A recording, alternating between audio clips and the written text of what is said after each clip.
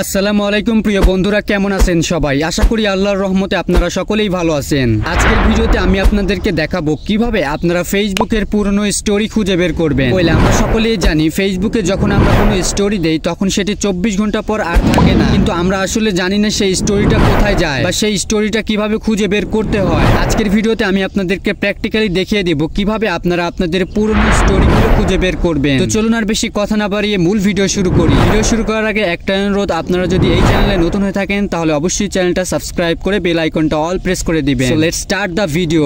প্রথমত আপনারা যে কাজটা করবেন, আপনারা আপনাদের ফেসবুক অ্যাপটা ওপেন করবেন এবং ফেসবুক অ্যাপ ওপেন করার পরে আপনারা চলে যাবেন আপনাদের ফেসবুক প্রোফাইলে এবং ফেসবুক প্রোফাইলে আসার পরে দেখতে পাবেন ডান দিকে 3টা ডট আছে, এখানে 3 ডট মেনু বা 3টা ডট এখানে ক্লিক করে দিবেন। তারপরে এখানে অনেকগুলো অপশন দেখতে পাবেন, এখানে দেখতে পাবেন আর্কাইভ নামে একটা অপশন রয়েছে, এই আর্কাইভ অপশনে ক্লিক করে দিবেন। আর্কাইভ অপশনে ক্লিক করে দেওয়ার পরে দেখতে পাবেন উপরে স্টোরি আর্কাইভ নামে একটা অপশন রয়েছে, আপনারা জাস্ট এই স্টোরি আর্কাইভ এই অপশনটার উপরে ক্লিক করে দিবেন। তারপরে এখানে আপনি অতীতে যত স্টোরি দিয়েছেন সব স্টোরি এখানে দেখতে পাবেন।